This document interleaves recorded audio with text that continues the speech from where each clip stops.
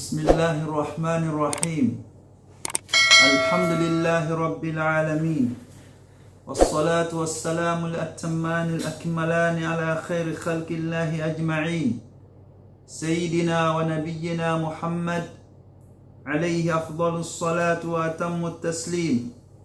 وعلى آله وأصحابه والتابعين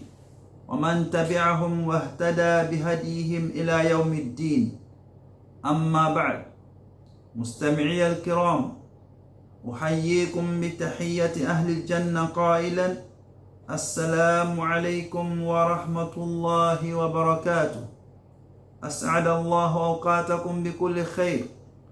وهنيئا لكم في متابعتكم لهذه البرامج العلمية المتعلقة بفقه المعاملات. وها نحن اليوم في باب من كتاب الصلاة، ألا وهي باب أدعية السفر. أسأل الله العلي القدير أن يلهمني الصواب في القول والعمل، وأن يعصمني من الزلل، إنه ولي ذلك والقادر عليه. اللهم لا سهل إلا ما جعلته سهلا، وأنت تجعل الحزن إذا شئت سهلا. أمبي على التنو مسامي على دي على نتندو كمان على تندو لا لحلا بيرو كالي هنا أننا كانك على تندو جون يما دودي على موكلا على تندو كوفي أمبرا صلاة النبينا كيسي دفنين كيرين باي دانفين بيرو سبانتي كلا سيدي لا كنتي بانو يان كنتي محمد صلى الله عليه وسلم كالي هنا أننا كاسمساي ديين كصلاة النبينا كيسي كيرين ندونغ ينمال بيلا دنما على موكلا awambade machemana musumamia na mena wati no ana foli ko yima yalunye anana wali malonye alunye foli juma odi wole arjina dilla foli de arjina kono no salam di kala salam sabati ambe ala mokela bade no ana foli ko yima fanalunye kotuni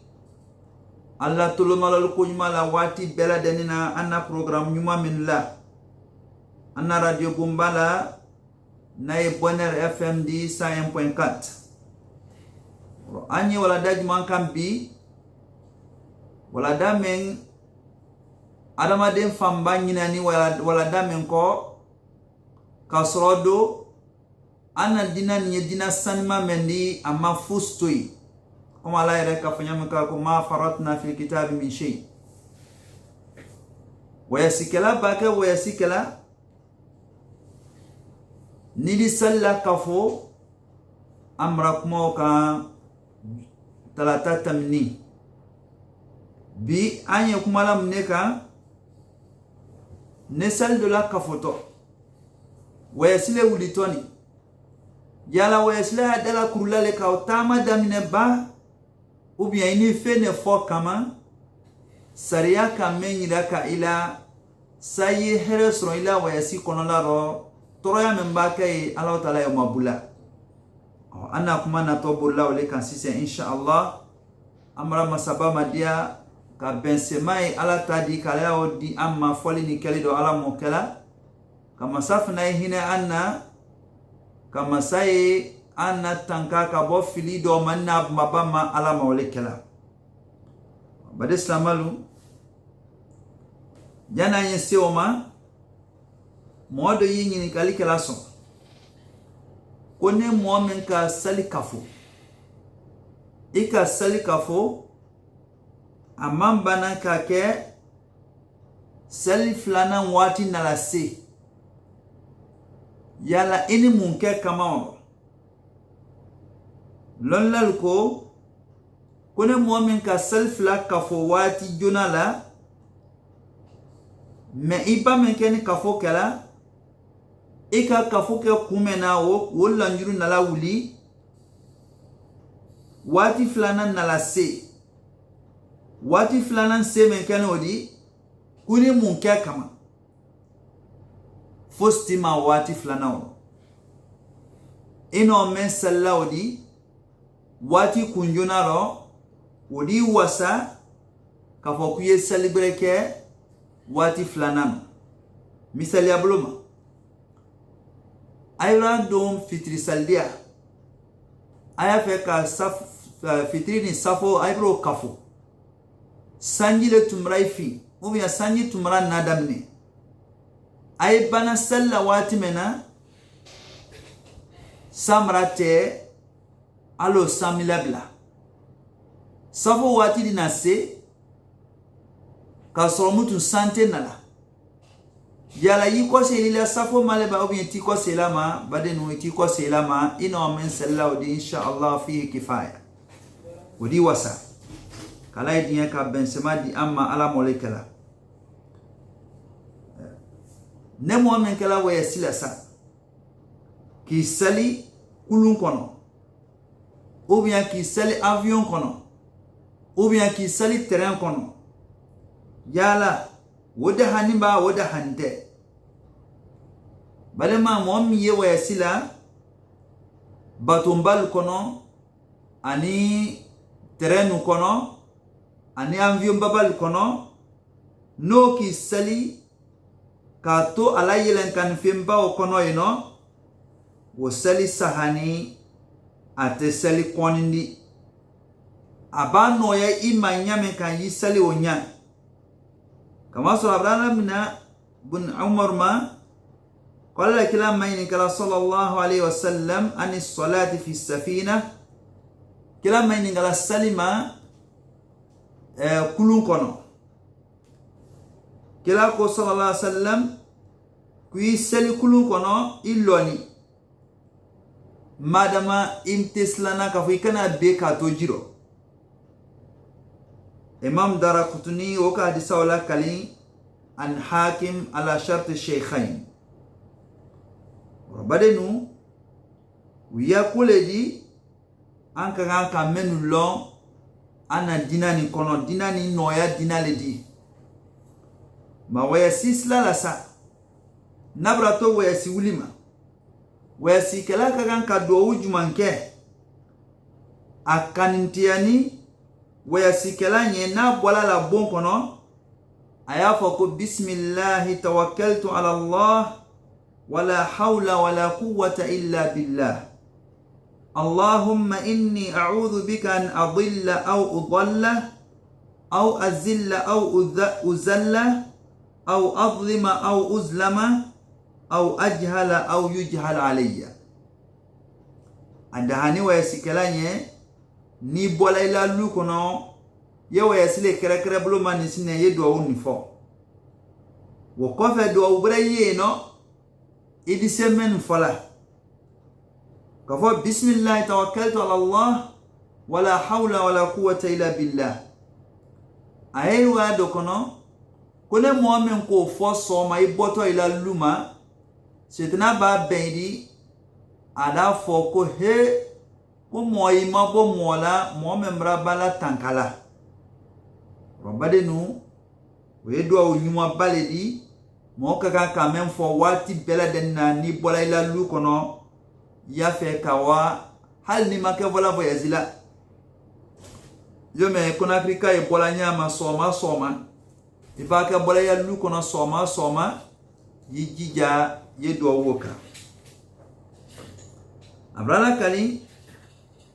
an Ali ibn Rabi'a qala ra'aytu Ali radhiyallahu anhu ata bidabatin liyarkabha konka Ali ibn Abi Talib aina la jelan kan fendo di sai yele fan kan femenka aka sella menke yele kan fen yele diaro ako bismillah akila kaya menke silen kan fen ko kan ako alhamdulillah ako subhanalladhi sakhkhara lana hadha wama kunna lahu muqrinin wa inna ila rabbina lamunqalibun وقف أكو الحمد لله ثلاثا وكبر ثلاثا بمعنى أكو الحمد لله كمان كفو الله أكبر ثم قال سبحانك لا إله إلا أنت قد ظلمت نفسي فاغفر لي إنه لا يغفر الذنوب إلا أنت ثم ضحك abama ngan do wo krana aka yele anzar fil ahli wal mal badiban molo do wote nyaka tenno do nyuma bani ibaba fole koro ile menno fola il du di mal il du la giso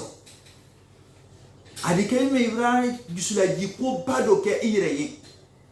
ibrahim makara alayla tanga wesi troyama ibrahim matara ala talai wesi kaira fandima ibrahim matara eno demaya ni na flo men to la bon kono alay wi kunasi ibrahim matara dunya kaira alkiyama kaira ibrahim matara obela kabaki yira la si alama kabaki yira bi ala la discussion badema wole kayin mo kaganki mapo musique lali ba la dama den sukunja kaban ay ba to le musique la meno na wala be alzama na ibe to la rodo ila banyala ila la banyala rowa musique ya kan boom boom boom boom ele brawa to azdan fanano mobile kile on kono yala musicien yala kane fala ay tala kan fala ay tekela kan fala foka shetna la de kudei mbaila bamra wa ke shetna men weskela kan ka hanyola kala idien kana weskela lukanya yebadi ala mawlekela badenu adisani me do men sulu as fonya ikashia me ambena wasa kunkele oro kama so wati na suyafe nambola ino andina jumaloma aljum'ah wama adraka mal jum'ah jumalone lombadi semaine lomba semaine da a lonadi alo tala kafsabanti ya siama mbake jumani rof sabanti ya membe jumalonye anna to do fola sise abranna kamna kila ile manemen kisanye kila ko khayru yawmin tala'at fihi ash-shams yawm al-jum'ah kullum beraf sabanti tele bola lumena lo beraf sabanti wole jumalondi fihi khulika adam alayhi salam Allah talaka am bima ka adam adan jumalonila wa fihi udkhila aljanna Allah talafna ka am bima ka adam lado arjina kono jumalonila wa fihi ukhrija minha Allah talafna ka am bima ka adam labo arjina kono jumalonila wala taqumu as-sa'atu illa fi yawm al-jum'ah al-kiyaman lofna tewlila fawlito jumalonila rawahu imam muslim wabade nu sabanti amil fele Allah tala kamen ke jumaloni ro kala bra fo hadisa gore kono ko sayyidul ayyam yawm al-jum'ah wa a'zamuha 'inda Allah ta'ala wa a'zamu 'inda Allah ta'ala min yawm al-fitr wa yawm al-adha wa fi 5 khilal badenu kullum bero bule ba ko le jumaloni lomen ka bon alabra lombe le jumaloni qal lon ka bon katami donc sungoro salonka aka bon katami donc salonka ko jo baloliye jumalona alaka خلق الله عز وجل فيه آدم الله تعالى كان بما كادم الدن جمالون لا كبان كألادنا دوكولو كان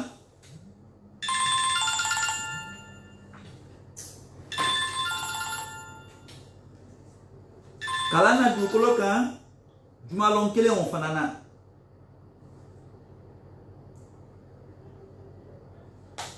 alana ni dukulo kan jumalon la kaban fihi tufiya adam alayhi salam ambe makadama fana asani jumalon ne fanana leri do jumalon kono mote klay me yalo tala matarala fusla ne ikoni bena jumalon leri woma falo tala wo fendima alkiyama wuli fanan kato jumalo ne la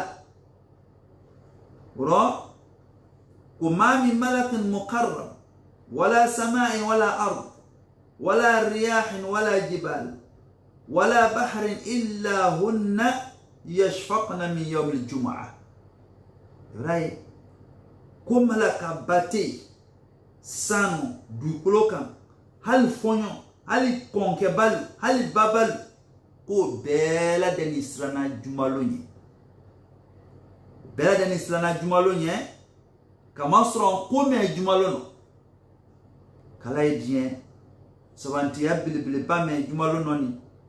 aleri kele men koli kala ala bla islama brebre ben harjero ala mawle kala ba aleri bi sron ala matrala dunya kayra ni alkiyama kayra susula Allah taala doki ba doye jumalo wole ben ala soso lom fanama ka lon la ben alu sawo ke loma ka lon la ben koma a Allah taala la mansaya di dimiya alema kome no note jumalo ale semaine na masakedi jumalo Allah taala no ambe makada madana jumalo mba menela kaban ka leri kilem la jumalo leri kilem lon lal ko koy ay lansra sel kadam na lansra sel makawasi fitri sel la yo le kono slama be kan ka yiji jala matara la mawati wala kaban ka kila ko fola wara alona sallallahu alaihi wasallam kila ko koy salatu ken ka jumalo na kwa ila salatu ila la nela rawo jumalon ba mo mankan ka fratia jumalon ala ko foma mo mankan ka fratia ka haju tuila jumalon leri wese ele mimado alala ka ala matra sayi heresno ila jumalon ban kono mo mankan ka oke kala bien ko no ya ampenye ala molekala addu'a fihi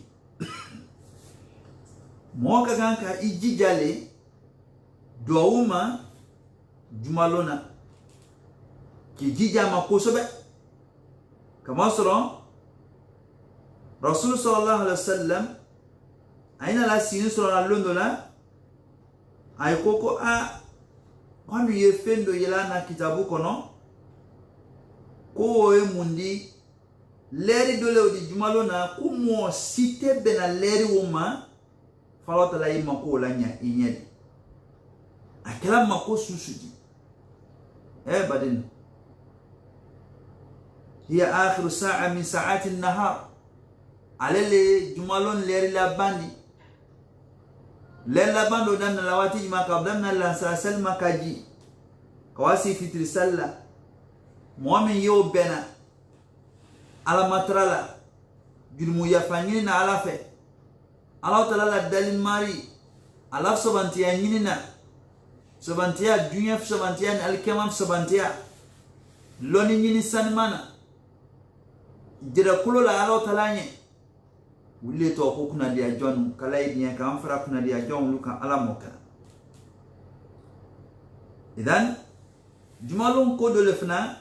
istihbab kathratu as-salat ala was-salam ala rasulillah sallallahu alaihi wasallam ليلة الجمعة ويومها جمالو اللون ديفنا موكا كان كا على ديين كيرا لا ديو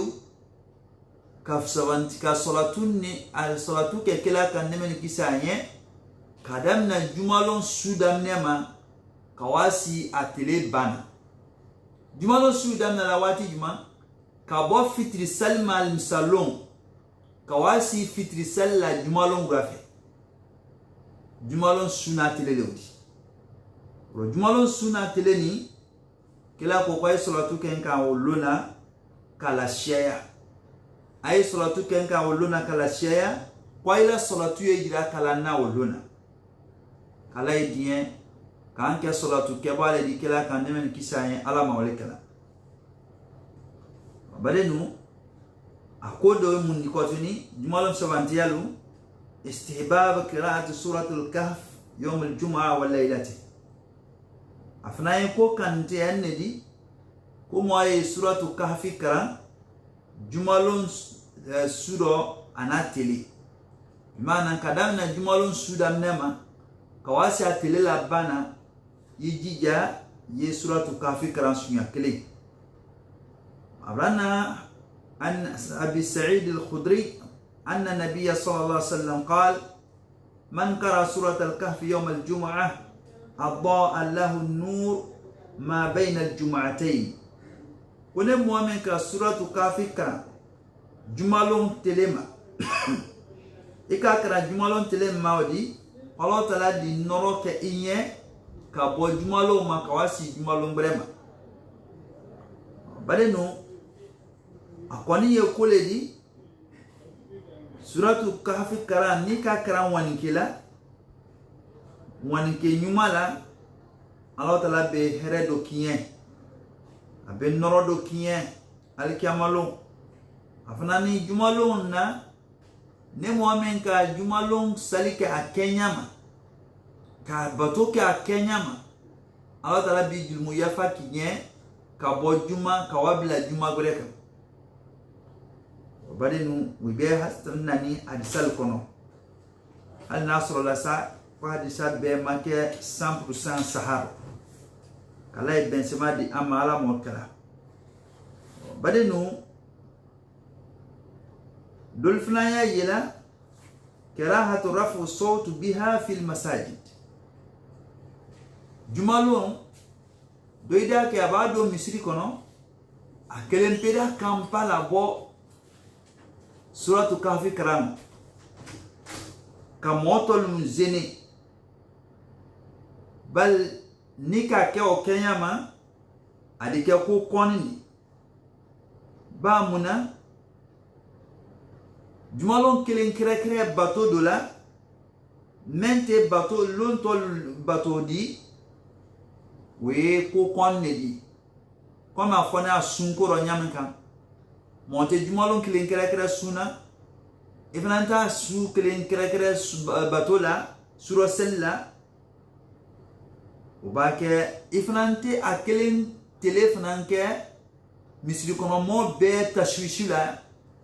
ele bela de ni tolo malo ele kilen kuma kan obi ele kilen kuma kan yetamina bero o tebe ni koni ka karam mafaro ala insranya buloma tasili buloma insha Allah ta'ala Allah ta'ala bi braidima men kan ni noroditi kalay ben semadi amma ala mukala ro jumalum sabantia ko doliye mundiko الغسل والتجمل والسواك والتطيب للمجتمعات ولا سيما الجمعة كيكو كيجر لاتشينيا كبانكا بسدون كيدارو كوياني كالاتيكولون كيكا كيلاتيكولون كيكا إباكا ولا جمالا دي رو جمالونا ويسر إبرير السنية nemo mo ya feka na jumalon juma saldia ou bien jamado la dento erodro akela chera akela musodi akela dinini akela mobadi ikela we sislala ikela lukono ya lonku men kama inya olona kira bla saniya dernier degré la kira saniya kabla dernier degré la kabanka fariabo min kain ala yasranye fariabo meno yiko ka woble kana ka parfum kika kire sania ko yororo ya lon kubra kole kawdi menye kola ko milu kain jumalo na wodole odi adisablam na bi sa'id ma qala kila ko nemen kisaye وعلى كل مسلم الغسل يوم الجمعة قاي إسلام ما بي كمان كلنا بلا دنيمات بمعنى كمان مسلمان كايكو جمالو كمان إيكو تلادي يلا فاني بيرو نيما بلا نلا تيكولون كريبلو يبلو تول لا تيكولون نايو دو فيكا كان تو بلا جمالو سوما أولا كالفنا ما على أحدكم لو اشترى ثوبين ليوم الجمعة سوى ثوبي مهنته قال كلا من كساية أكافو منبر كالوندولا وهل أي دوكلينيا كي أي فاني فلاسا ko swazi ala jumalon kama men ala mitie fani tekleni mba mo shama folairon ko jumalon soma aboto kana ala mitie baradia amma fo ikana la mitie baradia yeri la mitie baradia me yisania fani nyene mafla kiblo 10 ba sero men koro yo ki kodi ki sania ka fani nyene mafla oblikana ki nyasi misilla ye mo famba ila oloro a ko mbon lumale nani baradia bara fani ole to kana ka waj masaldia badin imala ko jati minani anyuma lombe ro subante lo kono nika wo batoke komi le lon to batoke la nyama ele le ka nyalo sinede kala idien ka Benzema di amma ala mukela jumalo subante ya do fana mundiko at-tabkir ila al-jum'a kasuri ka wajuma saldia kasuri kana juma saldia we hare bilibile di bal we saraka boledi saraka bo balodi ne mu'min silakela ba rasul ibrahim sallallahu alaihi wasallam kone mu'min ki ko jumalo ka jenaba ko ka ban kana misrila ka ika mo juna di ka do misri kono ko ay lewdi komi ibrahim nyome kilenke saraka di ne mu'min na la leri flanana ayle comme ibrahim misikilen ke sarakadi ne mu'min na la leri sabanana ayle comme ibrahim saji kilen ke sarakadi ne mu'min na la leri nanana ayle comme ibrahim se kilen ke sarakadi ne mu'min na la leri lolnana ayle comme ibrahim se den kilen ta ko ke sarakadi ha almamina watimena kanilo mimbarka robadinu ubake watimena beri tolomalo almamin kuma kana fefe na lasa malaka kelayo aramadin kelayo ginal kelayo beni men kamana almamin bana dona misri kono wole ki tolomalo almamina kutubala ka yakli bodunya na roko bero ki tolomalo almamina ala kutubala kala bien ko no ya ambenye ala mokela jumalum fanana takhati riqab komendo yoko konini ka moy kama lalla ka wa nyefe ele rana kofe yafe ka useli nyefe safaro wo mankan funi ka ye wati mena wodo ino mo sisinte wola mo kelempe sintara edisi ido nya wola ele bra wo yi edise moy majengela dondoni kata se sidiaoma men kafsa ireke wole otodino ba rasul sallallahu alaihi wasallam antola misri kono londola aye mbe kutubala ato kutubala modo dona misri kono aye moy kama jengela kila ko sallallahu alaihi wasallam ko ya hada ko ijlis faqad adaita wa anait kule mewdi kuisi Ibrahim moy toro Ibrahim moy dew robadenu ni kala nala ni afeki si safa jonaro misri kono jumalon yena jonala yeusi safa jonaro ibana jona iri place jona soro ni mana jona yisi place ko felala kala idien kala Benzema di amma alama olekala robadenu jumalon fana mashru'iyatu tanafful qablaha adahani kone mu'min nala jumalon kana do misri kono ikala mo junadi yena flasia mansali jani kalma minna toche na diani ya lola janya ko sobe na do diari nye ida kundoma ben ka lola shaya we suna le di ka fo kune mu'min na la jumalon ibrana do misri kono yijija ye lo siaman sali ye nafla siaman sali ni do maso kala ye alqur'ana karan ni do maso kala yijija ye ala ko fodul ke ye salatu ke kala ya sallallahu alaihi wasallam ni ko ni ka lo sali ke wole kafsabe kala diyen ka bensema di amala molekala kono nona tahawul man ghalabat an-nu'as an makani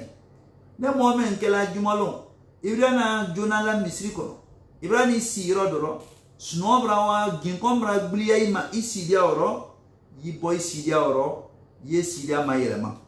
o kan we sunale di kamasro suno men nani maodi ni tola obulo nala mi kuna dia etet nafasi sro ila juma salla kala dien ka anke nafas ro mbale di ana juma salla ala mawlika badenu nansi la iron no ambena linna tami anna mena chamana musulman ali wati majaya nan kala fem fala imam famu idi ni kalikoro ikan kan numéro me wole oro leti 623 62 62 63 ou bien 655 55 10 55 ou bien 669 88 46 46 623 62 62 63 Naam.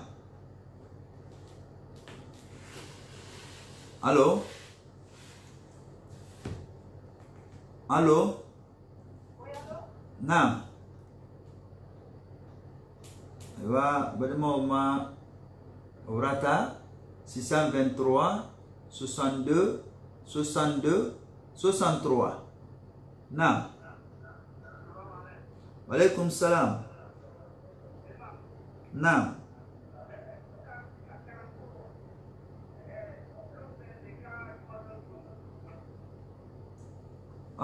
Sabantiya men foka we jumalon tunela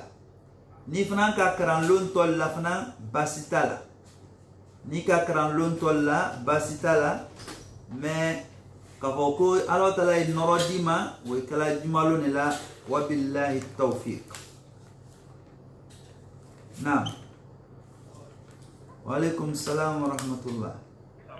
Amba nasite alhamdulillah basito dide afan ko kadam na jumalon sudam ne ma kawasi jumalon tele la bana bi mana hal ni ka karan jum al salon suro ka dusak be jumalon so madala la basita na amin aywa badenu adi sewlel kala 623 62 62 63 Naam. Waalaikum salam. Namaste. Naam. Naam. Naam.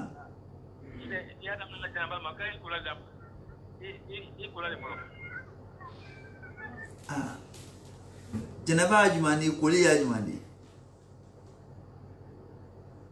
ni ka janaba soro yani yena fus ke flo ibadu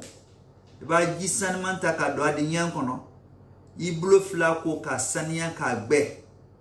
iba bon la iba ikena iroko iri kuma ko kisira sania idu la ro idu sania ikala chedi ikala musudi idu sania pe ni bala wasania la idi saljita eba saljita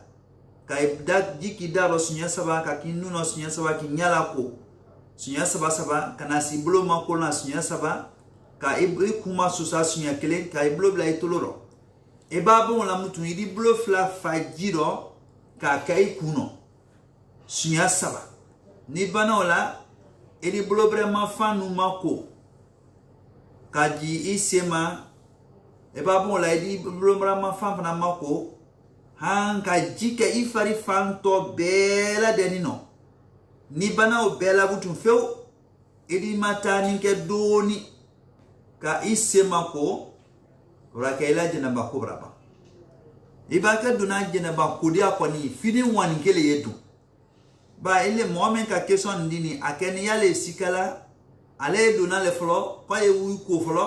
kana tunda na janaba kula ibake duna janaba ko ibake duna ibake janaba soro ila fe ka do ka janaba ko ye wan ke silale ki to ila bongo na flo na to janaba kula hali tafri dala me ila wan ke siri ikono iba do mutu idi baraka ko min ka fonya makani wabillahi at-tawfiq wa badenu technician braira kaka foko bitawati braba